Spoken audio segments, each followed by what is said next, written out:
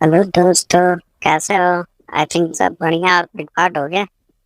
तो चलो आज सुनते हैं हिंदी कहानी। और बढ़िया लगे तो लाइक शेयर और सब्सक्राइब जरूर कर देना। तो चलो आओ सुन दो कहानी। एक समय की बात है। एक घने जंगल में पिंकू नाम का एक चतुर और शरारती बंदर रहता था। उसी जंगल में शेरू नाम का एक शक्तिशाली राजसी शेर रहता था।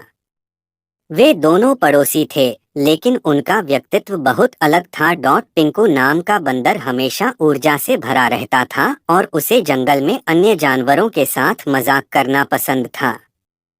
वह अपनी चालाकी के लिए जाना जाता था और अक्सर चालाकी दिखाने के चक्कर में खुद को परेशानी में डाल लेता था। दूसरी ओर शेरू बुद्धिमान और दयालु था। जंगल के सभी जानवर उसका सम्मान करते थे। वह अपनी बहादुरी और नेतृत्व के लिए जाना जाता था। एक दिन पिंकू ने शेरू के साथ एक मजाक करने का फैसला किया। उसने सोचा कि शक्तिशाली शेर को चुनौती देना और अन्य जानवरों के सामने अपनी चतुराई साबित करने में बड़ा मजा आएगा। वह एक ऊंचे पेड़ की चोटी पर चढ़ गया और चिल्लाया, हे शेरू, मैं तुम्हें ताकत और चपलता की प्रतियोगिता के लिए चुनौती देता हूँ। देखते हैं जंगल के दूसरी ओर नदी तक कौन पहले पहुंच सकता है। शेरू बुद्धिमान होने के नाते जानता था कि पिंकू बंदर कुछ करने वाला है, लेकिन उसने बंदर के साथ खेल खेलने का फैसला किया। उसने जवाब दिया, बहुत अच्छा पिंकू, मैं तुम्हारी चुनौती स्वीकार करता हूँ। जंगल के अन्य जानवर प्रतियोगिता देखने के लिए इकट्ठा हो गए। शेरू और पिंकू प्रतियोगिता के लिए तैयार होकर साथ साथ खड़े हो गए। जैसे ही दौड़ शुरू हुई, पिंकू अपने लाभ के लिए अपनी चपलता का उपयोग करते हुए एक शाखा से दूसरी शाखा पर झूलते हुए आगे बढ़ता गया। वह तेज और फुर्तीला था और उसे विश्वास था कि वह ही जीतेगा। दूसरी ओर शेरू जंगल में शांति और स्थिरता से चलता रहा। वह जानता था कि पिंकू के साथ दौड़ना उचित नहीं होगा, क्योंकि उसे ताकत के लिए बनाया गया था, बंदर की तरह गति के लिए नहीं। जैसे ही पिंकू आधे रास्ते पर पहुंचा, वह यह देखने के लिए पीछे मुड़ा कि शेरू कहाँ है। उसे आश्चर्य हुआ कि उसे शेर कहीं भी दिखाई नहीं दिया।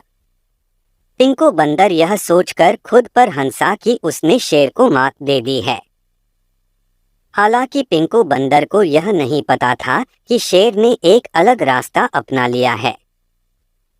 वह नदी के लंबे लेकिन अधिक सीधे रास्ते का अनुसरण करते हुए और चला गया था। जैसे ही पिंकू बंदर नदी के पास पहुंचा, वह यह देखकर चौंक गया कि शेर तो पहले से ही वहां पहुंच चुका था और शांति से नदी के किनारे से पानी पी रहा था।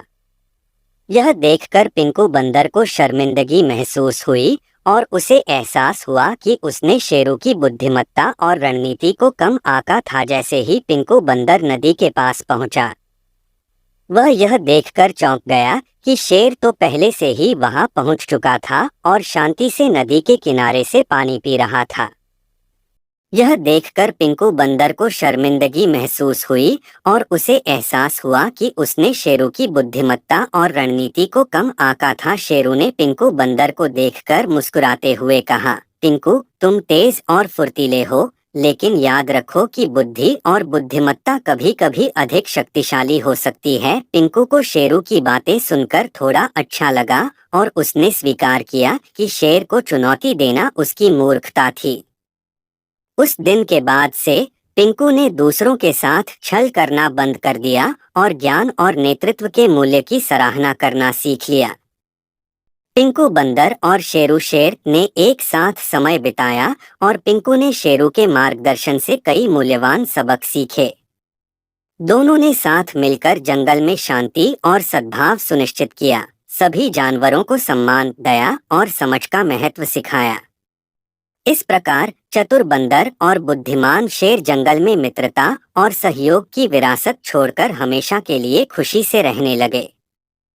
इस प्रकार चतुर बंदर और बुद्धिमान शेर जंगल में मित्रता और सहयोग की विरासत छोड़कर हमेशा के लिए खुशी से रहने लगे। शिक्षा बंदर और शेर की कहानी से हमें शिक्षा मिलती है कि हमें कभी भी दूसरे को नीचा दिखलाने के लिए मजाक नहीं करना चाहिए, अन्यथा हमारा ही मजाक बनकर रह जाता है। और हाँ, आप अगर नए हैं हमारे चैनल में तो लाइक शेयर और सब्सक्राइब ज़रूर से कर ले और अपने दोस्तों के साथ कहानी शेयर करें।